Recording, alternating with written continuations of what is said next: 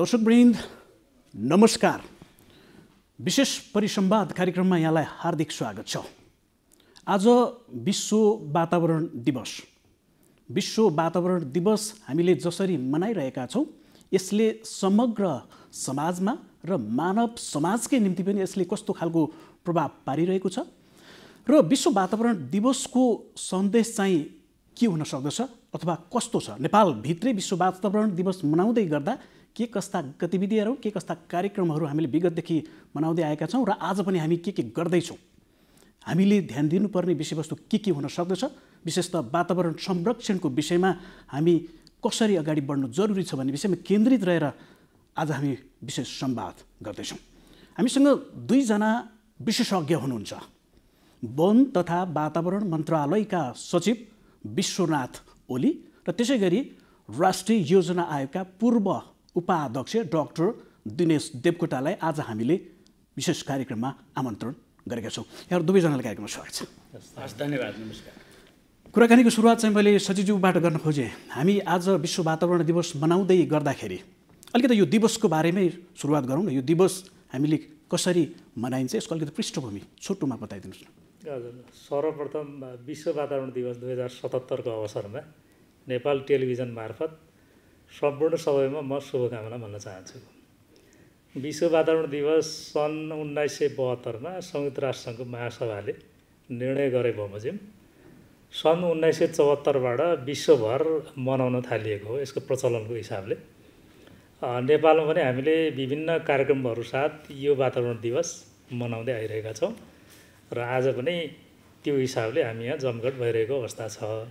यसको मुख्य उद्देश्य भनेको वातावरण संरक्षण व्यवस्थापन सम्बन्धमा जनचेतना जगाउने, प्रचार प्रसार गर्ने र सबै समाजका वर्गहरूलाई यसको महत्त्वको बारेमा बुझाउने भन्ने हिसाबले यो दिवसको महत्त्व त्यसरी रहिआएको छ। अब यो वर्षको विश्व वातावरण दिवसको नारा जैविक विविधता भन्ने तय भएको छ र नेपालले पनि पछिल्लो कोभिड-19 को परिस्थिति, वातावरण, जैविक विविधताको विषयलाई समेत ध्यान गरेर सुरक्षित जीवनका लागि जैविक विविधता भन्ने नारा हामीले नेपालीमा तय गरेका छौँ र विश्वव्यापी रूपमा यो नारा किन तय गरियो भन्ने हिसाबले कुरा गर्नुपर्दा गएको वर्ष अन्तर सरकारी जैविक विविधता सम्बन्धी एउटा वैज्ञानिक मञ्च उसले रिपोर्ट प्रकाशन गरेको छ। त्यो रिपोर्टमा के भनेको छ भने संसारभर भएका झन्डै 10 लाख भन्दा बढी प्रजातिहरू मानवीय कारणका कारणले लोप हुने अवस्थामा छन् भन्ने एउटा अलार्मिङ सिचुएसन त्यो रिपोर्टले दिएको अवस्था छ। सँगसँगै त्यही संस्थाको प्रतिवेदनमा दक्षिण एसियाको कुरा गर्ने हो भने दक्षिण एसियामा पाइने झन्डै 46% भन्दा बढी प्रजातिहरू, वनस्पति वन्यजन्तु दुवै, ती 46% प्रजातिहरू लोप हुने खतरामा छन् भन्ने पनि एउटा खतरा त्यसले औँल्याएको अवस्था छ। र जैविक विविधता महासन्धिको पक्ष राष्ट्रको सम्मेलन पनि यो 2020 मै हुने हिसाबले आयोजना गरिएको थियो। अहिले यो कोरोना महामारीले गर्दा रोकिएको अवस्था छ। त्यो वैज्ञानिक संस्थाको प्रतिवेदन जैविक विविधता संरक्षणमा देखा परेका चुनौतीहरूलाई समेत मध्यनजर गरेर संयुक्त राष्ट्रसङ्घ वातावरणीय कार्यक्रमले यो वर्षको नारा जैविक विविधता तय गरेको।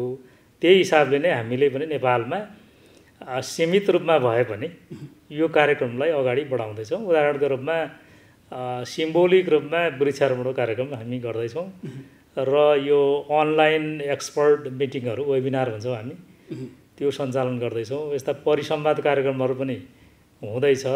रेडियोमा सन्देशहरू दिने, अन्तर्वार्ता दिने, प्रचार प्रसार कार्यक्रमहरू हामी गर्दैछौँ र सकेसम्म वातावरण संरक्षणका विषयलाई बढीभन्दा बढी मानिसलाई कसरी बुझाउन सकिन्छ भन्ने हिसाबले वातावरण दिवसको अवसरमा त्यस्ता कार्यक्रमहरू आयोजना गर्दैछौँ। यो चाहिँ जस्तो मूलतः आम जनमानसमा चाहिँ एउटा सचेतना वृद्धिको विषयमा केन्द्रित रहेर मन्त्रालय आफैले चाहिँ यो कार्यक्रमहरू गर्दै गर्दाखेरि जस्तो यो वर्षको चाहिँ यहाँले भन्नुभएको छ जस्तो जैविक विविधता एउटा थिम छ नि, त्यो थिमको सन्दर्भमा कुरा गर्दाखेरि चाहिँ नेपालको अहिलेको हाम्रो अवस्थालाई हेर्ने हो भने चाहिँ हामी चाहिँ कहाँ छौँ? जस्तो दक्षिण एसियाको यहाँले उदाहरण दिँदै गर्दाखेरि अलिकति यो जटिल हुँदै गएको देखिन्छ। हामी आफै चाहिँ कस्तो छौँ नेपालभित्रको कुरा गर्दाखेरि?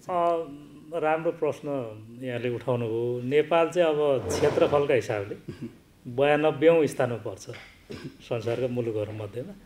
तर जैविक विविधताको हिसाबले हेर्ने हो भने संसारभर पाइने अब जैविक स्रोतहरूमध्ये झन्नै 3% भन्दा बढी नेपालमा पाइन्छ।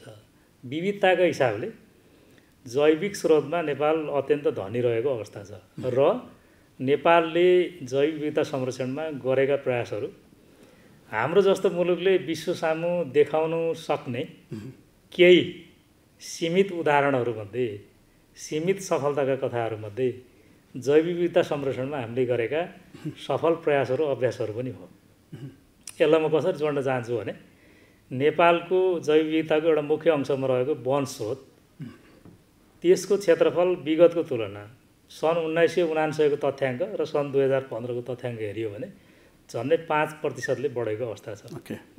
त्यस्तै राष्ट्रिय निकुञ्ज, आरक्ष लगायतको संरक्षित क्षेत्रको व्यवस्थापनको तर्फ हामीले हेऱ्यौँ भने त्यसमा झन्डै मुलुकको 23% भन्दा बढी भूभाग संरक्षित क्षेत्रले ओगट्या छ र ती संरक्षित क्षेत्रहरू हाम्रो प्रकृतिमा आधारित पर्यटनको एउटा प्रमुख गन्तव्यको रूपमा पनि विकास भएको छ। यद्यपि अहिले पर्यटनका विषयहरू प्रभावित भएको अवस्था छ। तथ्याङ्कले के देखाउँछ भने झन्डै 60% सम्म विदेशी पर्यटकहरू त्यस्ता संरक्षित क्षेत्रमा भ्रमण गरेको भन्ने देखाउँछ तथ्याङ्कले। त्यो हिसाबले पनि नेपालको जैविक विविधता र सँगसँगै नेपालका आइकोनिक यो वन्यजन्तु प्रजातिहरू बाघ, गैँडा, हिउँ चितुवा, अर्ना, कृष्णसार लगायत प्रजातिहरू बढेको हाम्रो संरक्षणको सफलताका कारणले पनि विदेशी पर्यटकहरू हाम्रो संरक्षित क्षेत्र भ्रमण गर्ने गरेको प्राकृतिक सौन्दर्यका कारणले पनि त्यो अवस्था देखिन्छ। त्यो भए हुनाले पनि जसरी हामीले जैविक विविधतामा पहिला हाम्रो प्रजाति केन्द्रित संरक्षणमा हाम्रो जोड थियो, पछि पारिस्थितिकीय भने इकोसिस्टम कन्जर्भेसनमा गयौँ, अहिले हामीले ल्यान्डस्केप लेभल कन्जर्भेसन भनेको भूपरिधीय स्तरमा गरिने संरक्षणलाई हामीले जोड दिएका छौँ। त्यो भनेको सबै जनावर, मानिस, अब खेतीपाती, खेती प्रणाली सम्पूर्ण एउटा ल्यान्डस्केपमा हामीले बायोडाइभर्सिटीलाई कसरी कन्जर्भेसन गर्न सकिन्छ, त्यहाँबाट बेनिफिट कसरी प्राप्त गर्न सकिन्छ, बायोडाइभर्सिटीलाई एज अ बिजनेस संरक्षणका लागि मात्रै होइन बायोडाइभर्सिटी भने त्यसबाट लाभ पनि लिन सक्नु पर्यो भन्ने हिसाबले हामीले अहिले यो राष्ट्रिय वन नीतिमा पनि नेपालको वन सम्पदालाई उपयोग गरेर कसरी नेपालको आर्थिक, सांस्कृतिक, सामाजिक समृद्धिमा जोड दिन सकिन्छ भन्ने हिसाबले पनि हामीले त्यो लक्ष्य लिएर मन्त्रालय अघि बढिरहेको अवस्था छ। यो हिसाबले जैविक विविधता संरक्षणमा जति पनि हाम्रो स्रोत छ त्यो स्रोतको संरक्षण गर्ने हिसाबले नेपालले विश्व सामु एउटा उदाहरण पस्कन सफल भएको छ भन्ने मेरो चाहिँ बुझाइ छ। मैले यहाँ डाक्टर साहबलाई सोध्दाखेरि जस्तो यहाँ चाहिँ जस्तो विशेष त राष्ट्रिय योजना आएको पनि एउटा नेतृत्वमा बसेर यहाँले लामो समय एउटा अनुभव पनि सँगाल्नु भएको र विशेष त अझ यो वातावरण र एउटा प्रकृतिसँग पनि अझ बढी अध्ययन र अनुसन्धान गर्ने एउटा निकट एउटा विज्ञको हिसाबले पनि मैले भन्दै गर्दा अहिले जति पनि सचिवले भनिराख्नु भएको छ नि यी सबै चिजहरूलाई एड्रेस गर्नलाई नेपालमा अहिले भइरहेको हाम्रो पोलिसीले कतिको सपोर्ट गरिरहेको देखिन्छ अथवा कतिको चाहिँ यो इफेक्टिभ छ, तपाईँले चाहिँ कसरी हेरिराख्नु भएको छ नीतिगत हिसाबले चाहिँ? यसमा श्रीमान सचिवले जुन कुरा राख्नुभयो त्यसमा मैले एक दुईवटा कुरा मात्रै थप्न चाहेँ। विश्वको जुन अर्थतन्त्र छ नि ग्लोबल इकोनोमीमा मेरो विचारमा बायोडाइभर्सिटी सेक्टरबाट ठुलो 30-40% नै कन्ट्रिब्युसन छ भन्ने हिसाबले विभिन्न हिसाबले डेटाहरू हामीले पाउन सक्छौँ।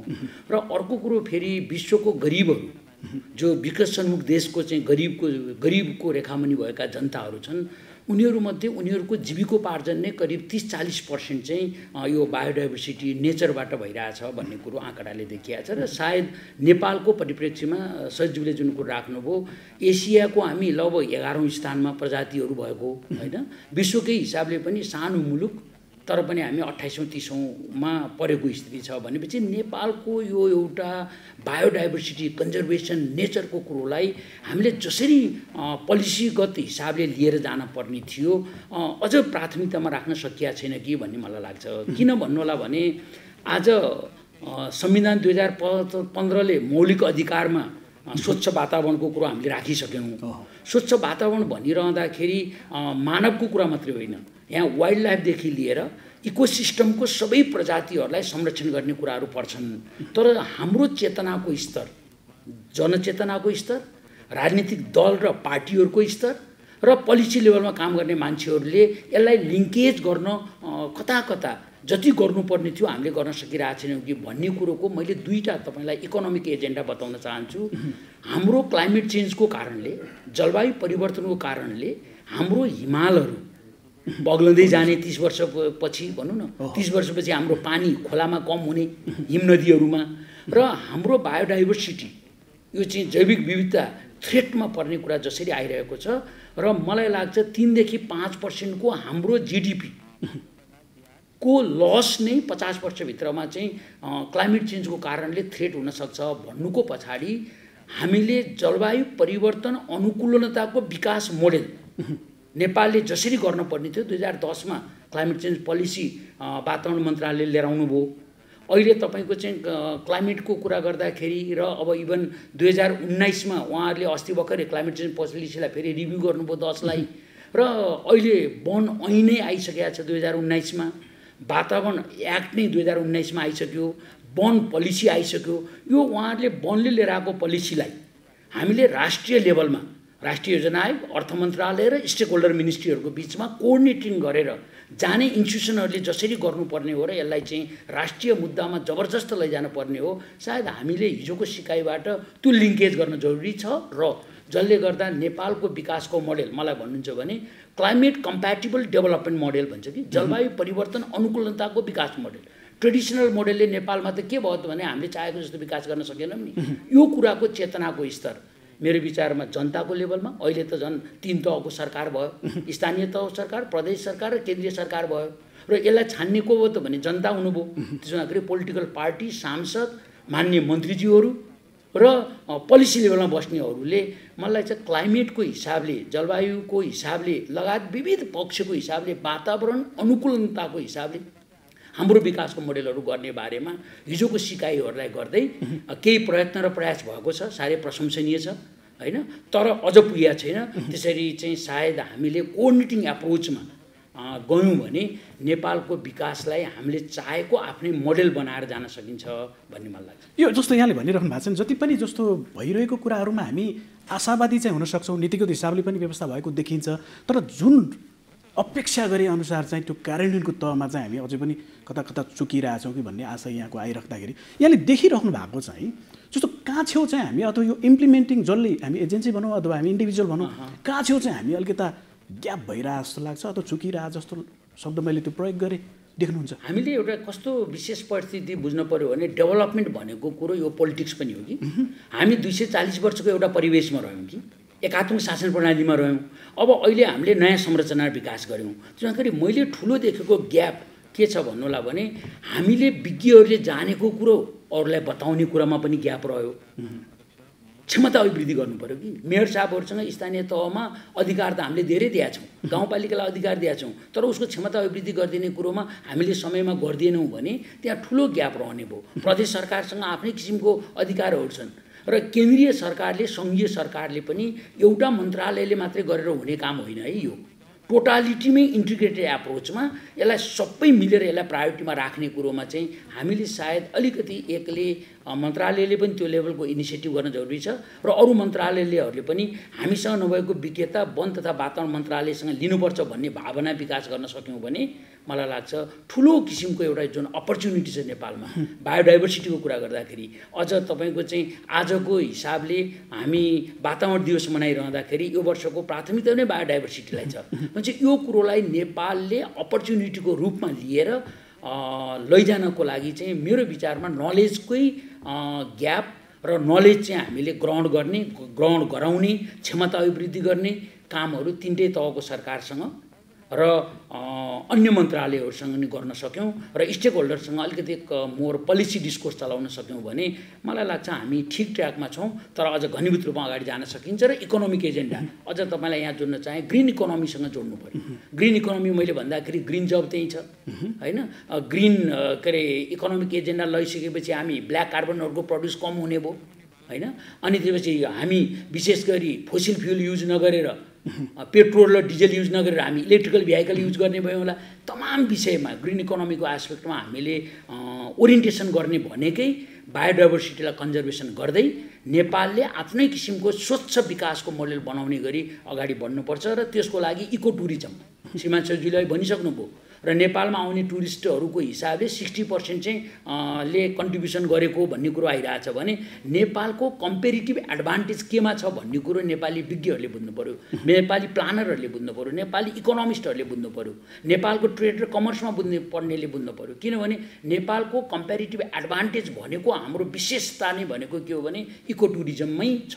किन हिमाल हामीसँग छ, विभिन्न प्रजातिहरू हामीसँग छौँ, हजारौँ वनस्पतिहरू छौँ, हजारौँ फुलहरू छन् भनेपछि यसलाई चाहिँ हामीले हाम्रो विशेषता हो है भन्ने हिसाबले यसलाई इन्हान्स गर्ने गरी वन तथा वातावरण मन्त्रालयको साथमा रहेर उहाँहरूसँग भएको विज्ञता अनुभवसँग रहेर राष्ट्रले चाहिँ यसलाई अङ्गीकार गरेर जाने गरी प्रयत्न र प्रयास चाहिँ भएको छ र अझ यतिले अलि पुग्दैन र कोअर्डिनेटिङ एप्रोचमा जानुपर्छ भन्न मैले चाहेँ। हजुर, मैले यही सजिलोसँग कुरा जोड्न खोजेँ। जस्तो डाक्टर साहबले धेरै सन्दर्भहरू त्यहाँ उठाउनु भएको छ होइन, हामीले गरेको इनिसिएटिभ्सहरू पनि सकारात्मक एउटा ट्र्याकमै छ भनेर भन्दै गर्दाखेरि अहिले जस्तो हामीले मन्त्रालयले भनौँ अथवा नीतिगत हिसाबले हामीले गरिरहेको कुराहरूमा अथवा बनाइरहेका पोलिसीहरूमा चाहिँ कहीँ त्यस्तो नपुग जस्तो अथवा त्यस्तो केही देखिन्छ र जस्तो उहाँले अहिले भनिरहेको कुरामा, अथवा हामी केही गर्दैछौँ पनि होला?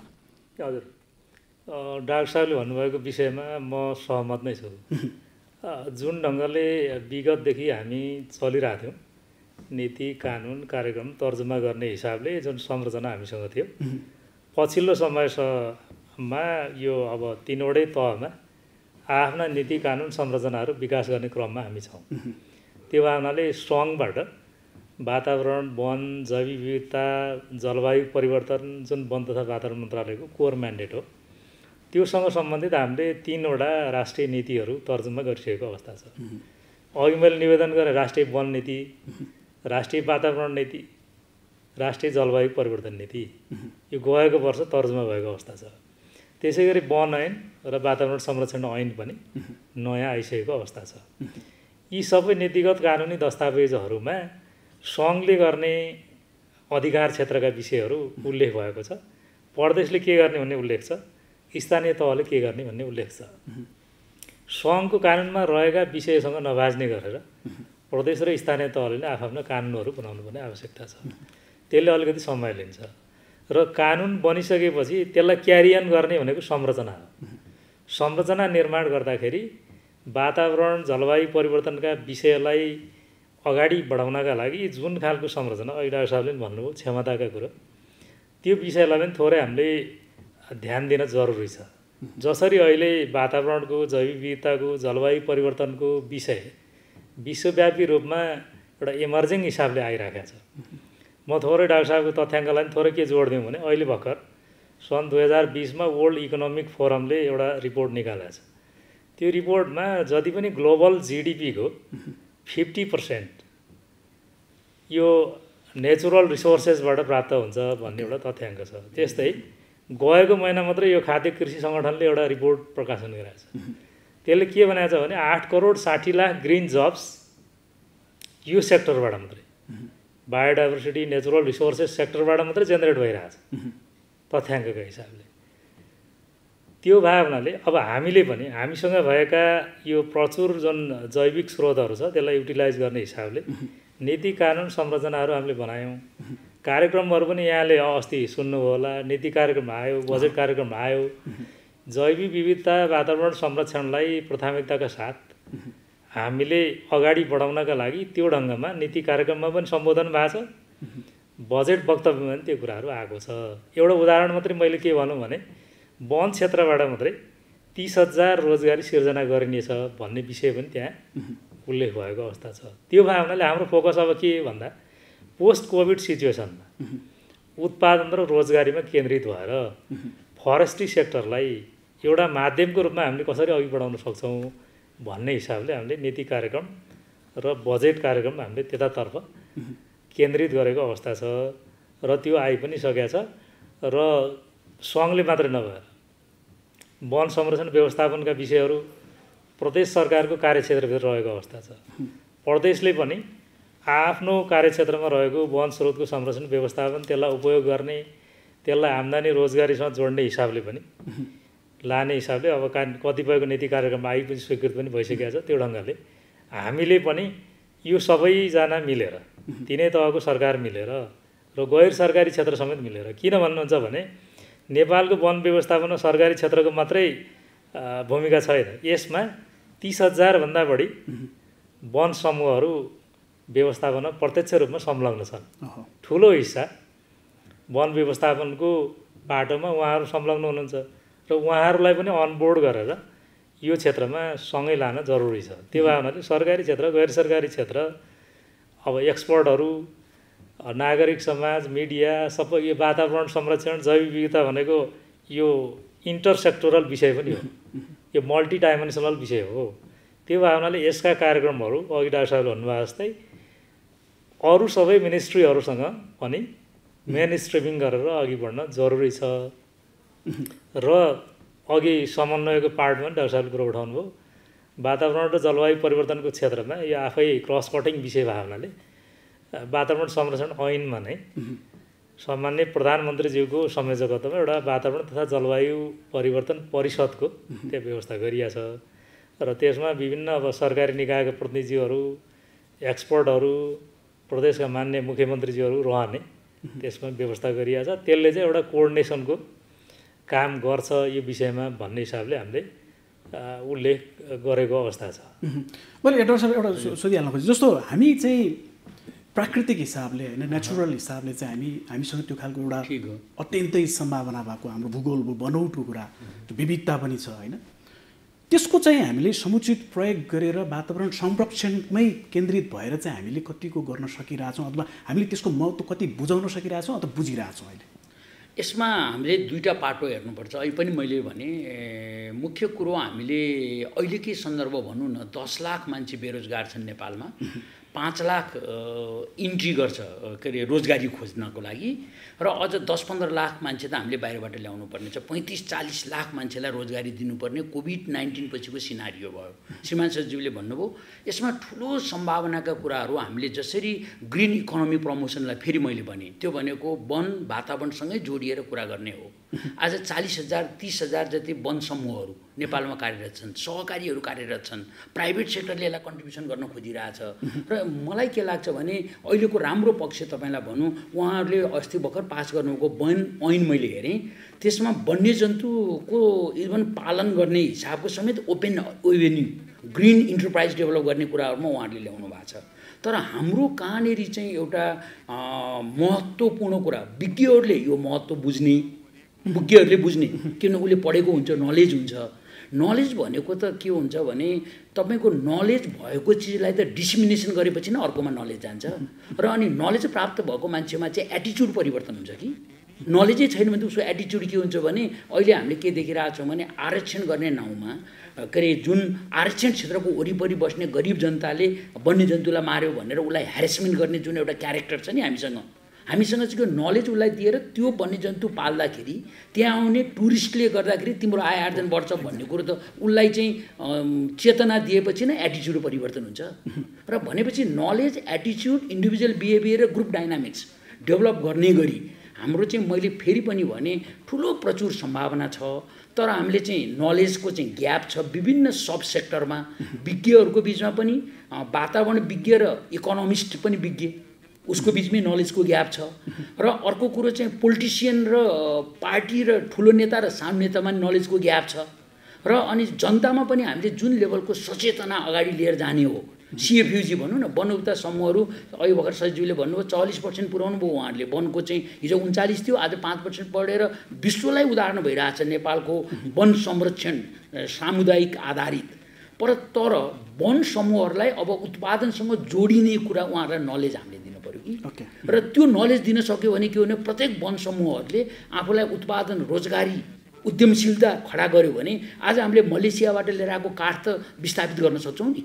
फर इक्जाम्पल त्यो हाम्रो नन टिम्बर फरेस्ट प्रडक्ट भनौँ न हाम्रो चाहिँ के भन्दा विभिन्न चिजलाई हामीले रिप्लेस गर्न सक्छौँ। र एसएमइज भन्छ कि स्मल मिडियम इन्टरप्राइज, त्यसमा पनि मैले ग्रिन एसएमइज डेभलप गर्ने गरी हामी जान सक्यौँ भने प्रत्येक गाउँमा क्लस्टरमा वडामा होइन गाउँपालिकाको लेभलमा हामीले यो काम गर्न सक्यौँ भने नेपालले ठुलो एक्सपोर्ट गर्ने चिज के हो भने कम्पेरिटिभ एडभान्टेज नेपालको नेचर बेस्ड इन्टरप्राइज हो, जुन त्यो कुरो भारतसँग पनि हामी कम्पिट गर्न सक्छौँ, मलेसिया पनि गर्न सक्छौँ र तपाईँको चाहिँ जापानसँग पनि गर्न सक्छौँ, किनभने हामीसँग भएको माउन्ट एभरेस्ट त अरू देशमा छैन नि।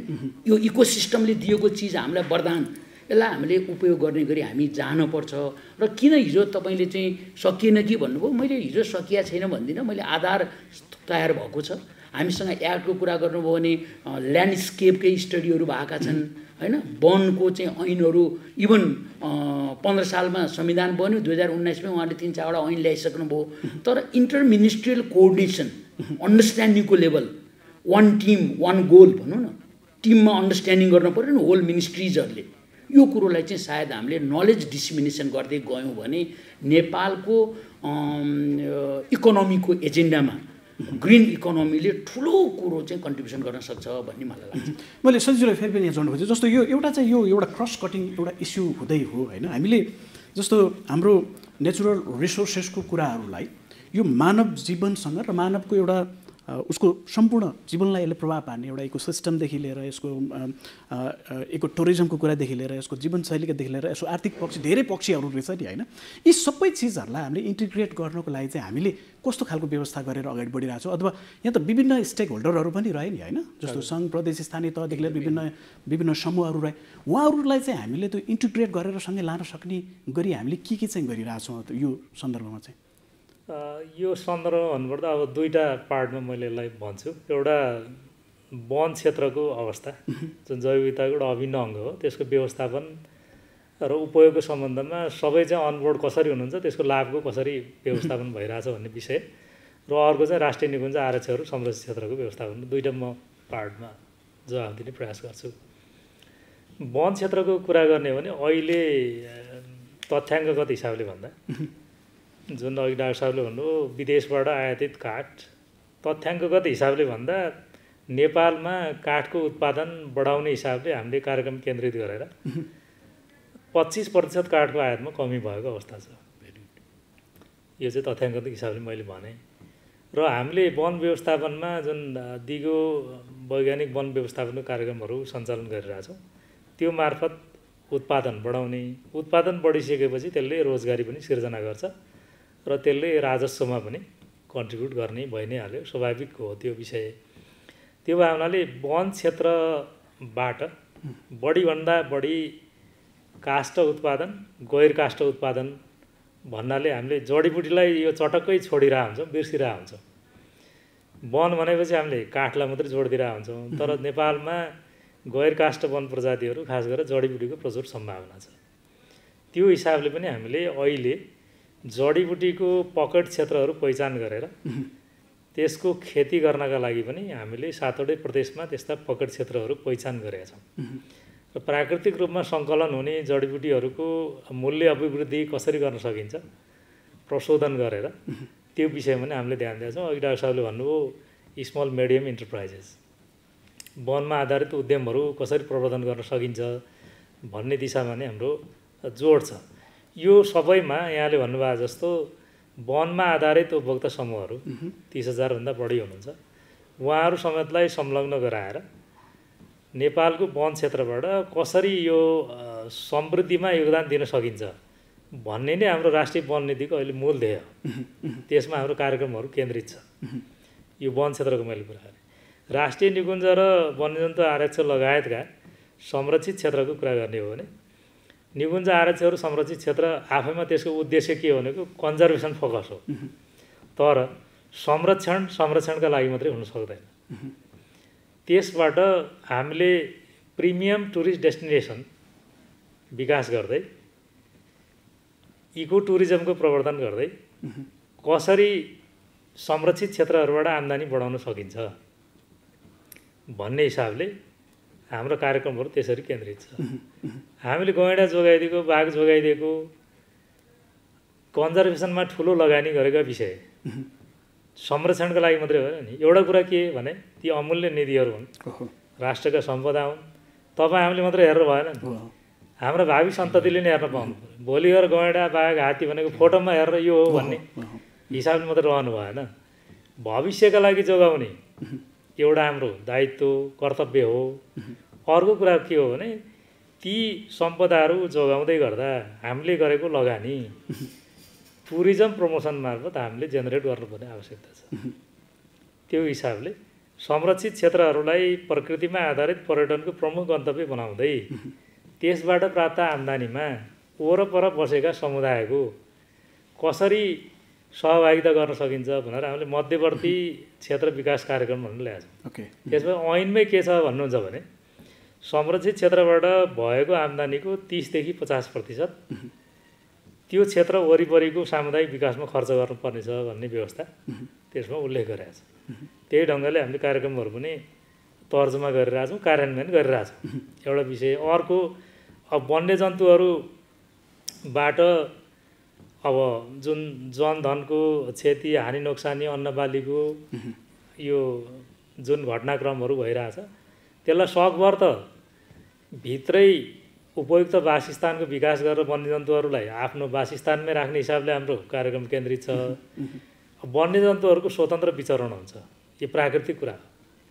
त्यो भए हुनाले कहिलेकाहीँ वन्यजन्तुहरू आफ्नो वासस्थानबाट बाहिर आएर जुन घटनाहरू भइरहेका छ त्यसलाई सम्बोधन गर्न पनि हामीले यो राहतका कार्यक्रमहरू पनि ल्याएको छौँ। वैकल्पिक खेती प्रणाली विकास गर्नु पर्यो निकुञ्ज आरक्ष वरिपरिको जग्गामा भन्ने हिसाबले त्यस्ता कार्यक्रम ल्याएको छौँ। वन्यजन्तुले नरुचाउने खेती प्रणाली हामीले विकास गऱ्यौँ भने आएर पनि त्यो हानि नोक्सानी गर्न सक्ने अवस्था रहेन। त्यो हिसाबले अर्को चाहिँ वैकल्पिक आय आर्जनका विषयहरू पनि हुन सक्छन् भने त्यसलाई पनि हामीले जोड दिएका छौँ। र यदि इनकेस अब घटना घटि नै हाल्यो भने त्यो अवस्थामा हामीले राहतको व्यवस्था पनि त्यहाँ गरेका छौँ। यो हिसाबले हामीले वन क्षेत्र र संरक्षित क्षेत्रमा सबै सरकारवालाहरूको सहभागितामा यसलाई संरक्षण पनि गर्ने, व्यवस्थापन पनि गर्ने र यसबाट प्राप्त हुने लाभको कसरी न्यायोचित वितरण गर्न सकिन्छ भन्ने हिसाबमा पनि हामीले कार्यक्रमहरू अघि बढाइरहेको अवस्था छ। योभन्दा अर्को तेस्रो पक्ष अहिले वन क्षेत्रबाट हुने कार्बन व्यापारको विषयमा पनि हामी अघि बढाएका छौँ। नेपालको 13वटा तराईका जिल्लाहरूमा हुने कार्बन उत्सर्जन न्यूनीकरण र वन क्षेत्रमा हुने कार्बन सञ्चिति त्यसलाई हामीले विश्व बजारमा बिक्री गरेर कार्बन व्यापारबाट पनि लाभ लिन सक्ने हिसाबले एउटा कार्यक्रम अघि बढाएको छ। त्यो विश्व ब्याङ्कसँग हामी डिल गरिरहेको अवस्था छ। त्यो चाहिँ इम्प्लिमेन्ट नै भइरहेको अवस्था हो कि अथवा हामी प्लान मात्रै गरिरहेको? अहिले चाहिँ यो सन् 2020मा हामी चाहिँ विश्व ब्याङ्कसँग सम्झौता गर्ने चरणमा छौँ, अन्तिम चरणमा छौँ। त्यो चाहिँ रिजल्ट बेस्ड पेमेन्ट हो। जस्तो हामीले अब मापन गर्न पर्यो कति कार्बन सञ्चित भएको छ भनेर, किन्ने मान्छेले त्यसै तपाईँले यदि कार्बन छ भनेर दिने कुरो भएन नि। मेजरमेन्ट हुन्छ, कार्बन सञ्चित यदि भएको छ, उत्सर्जन यदि कम भएको छ, यति प्रति टन कार्बनको यति मूल्य बराबर हामी यदि तिर्छौँ भन्ने हिसाबले त्यो चाहिँ नतिजामा आधारित भुक्तानी हुन्छ। त्यो हिसाबले हामी अघि बढिरहेको छौँ। समग्रमा मैले के भने काठ उत्पादन, जडीबुटी गैर काष्ठ वन पैदावार उत्पादन, प्रकृतिमा आधारित पर्यावरण मार्फत आम्दानी रोजगारी, कार्बन व्यापार, यति 4 चिजमा वन तथा वातावरण मन्त्रालय केन्द्रित छ र त्यही ढङ्गले हामीले कार्यक्रमहरू तर्जुमा गरिरहेको, कार्यान्वयन गरिरहेको अवस्था छ। मैले अब कार्यक्रम हामी अन्त्यतिर छौँ। जस्तो डाक्टर साहबसँग चाहिँ मैले जस्तो अन्तिममा जस्तो अहिले जति पनि हामी यो हाम्रो जब विविधताको कुरा गरौँ, वातावरणको कुरा गरौँ, प्रकृतिको कुरा गर्दाखेरि हामी सँगसँगै आज हामी विश्व वातावरण दिवस पनि मनाइरहेछौँ। यो बिचमा चाहिँ जस्तो हाम्रो यो दिवसमा मूलत हुन त यो सधैँ गर्नुपर्ने विषय हो, हाम्रो नियमित नै यो चालु हुनुपर्ने विषय होला। यो दिवसको दिन चाहिँ हामीले अझ मेजर चाहिँ के कुरामा बढी फोकस्ड हुनुपर्छ होला? संक्षिप्तमा यहाँको सुझाव चाहिँ के रहला?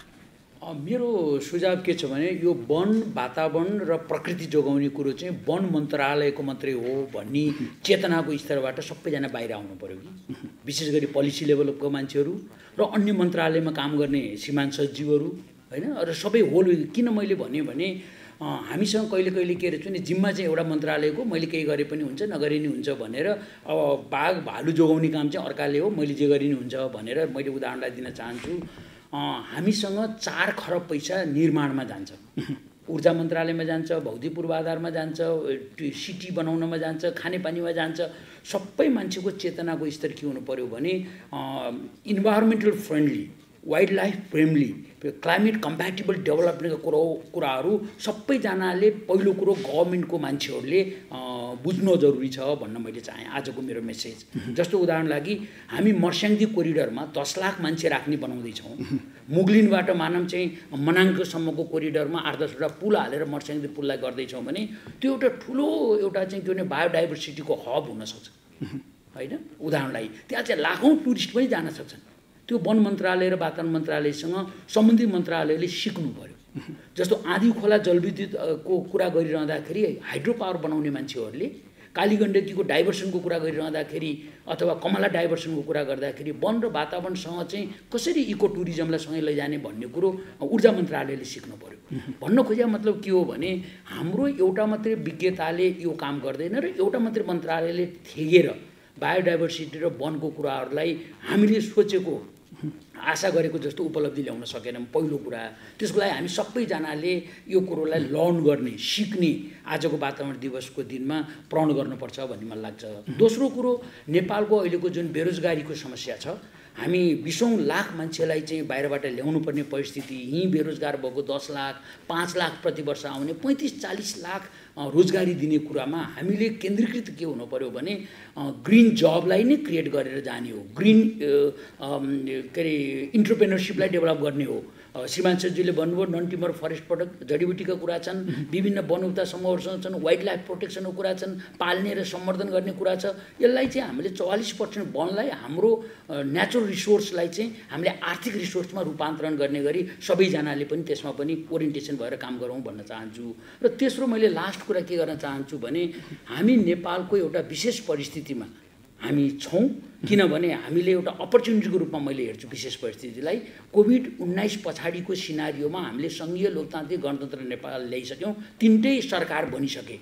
अब 3टा सरकारलाई अधिकतम रूपमा हामीले उहाँहरूलाई नेचुरल रिसोर्स फ्रेन्डली विकास पनि गर्न लगाउने र नेचुरल रिसोर्स केन्द्रित रिसोर्स जेनेरेसन गरेर कम्पेरिटिभ एडभान्टेज हाम्रो यही विषय भएको हुनाले सायद हामीले प्रायोरिटीमा राखेर काम गर्न सक्यौँ भने हामीले सोचेको जुन हाम्रै विकासका मोडेलहरू बनाएर जान सकिन्छ र नेचुरल रिसोर्स चाहिँ हाम्रो अधिकतम उपयोग गर्ने, दोहन होइन उपयोग गर्ने, साइन्टिफिक उपयोग गर्ने कुरो चाहिँ मेरो विचारमा अहिलेको सान्दर्भिकता हो।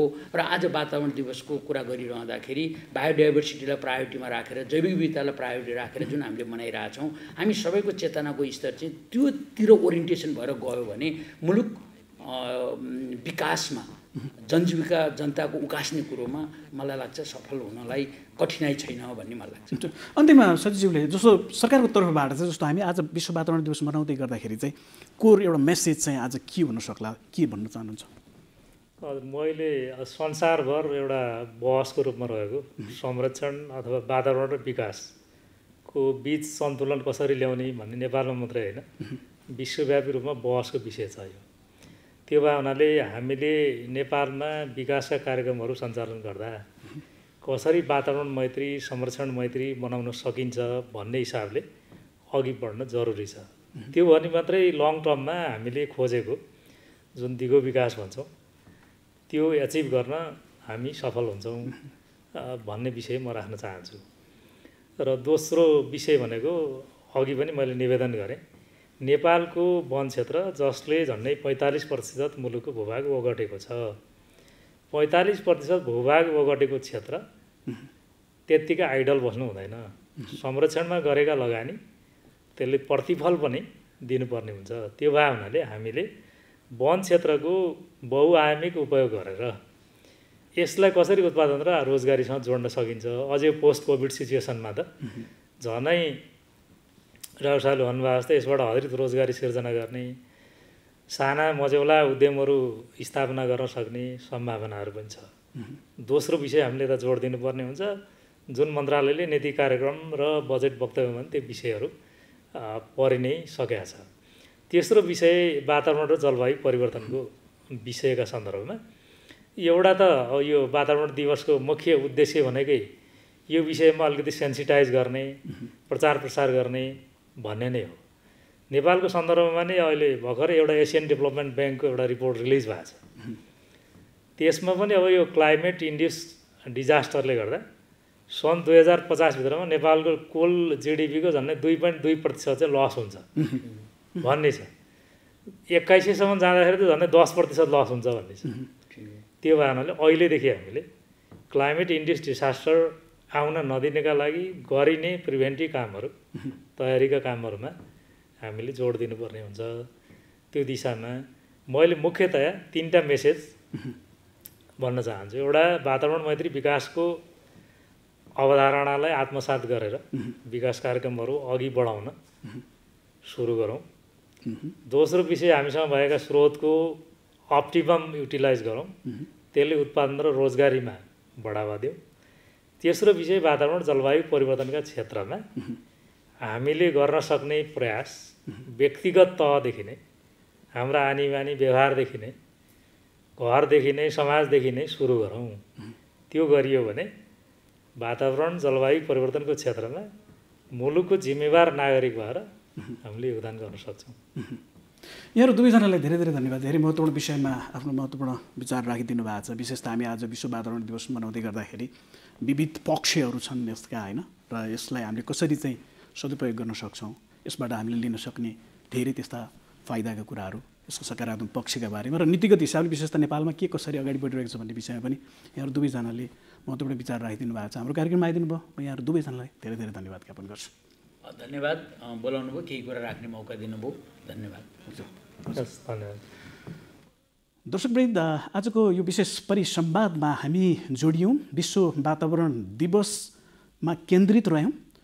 वातावरण दिवसको सन्दर्भमा हामी केन्द्रित रहँदै गर्दाखेरि यसका विविध पक्षहरू, यो वर्ष जैविक विविधताको विषयमा केन्द्रित रहेर विश्वभरि नै वातावरण दिवस मनाइँदै गर्दा नेपालभित्र पनि विविध कार्यक्रमको आयोजना भइरहेको छ र नेपालभित्र रहेका यो जैविक विविधताको सम्भाव्यता र यसले मानव समुदायकै लागि पनि हामीले त्यसको कसरी हितमा प्रयोग गर्न सक्दछौँ भन्ने विषयमा पनि केन्द्रित रहेर आज हामीले संवाद गऱ्यौँ। हामीसँग दुईजना विज्ञ हुनुहुन्थ्यो। एकजना वन तथा वातावरण मन्त्रालयका सचिव विश्वनाथ ओली र त्यसै गरी अर्का विशेषज्ञ हुनुहुन्थ्यो राष्ट्रिय योजना आयोगका पूर्व उपाध्यक्ष डाक्टर दिनेश देवकोटा। आजको श्रृङ्खला यति नै। हामी सबैलाई बिदा दिनुहोस्। नेपाल टेलिभिजन हेर्दै रहनुहोला। नमस्कार।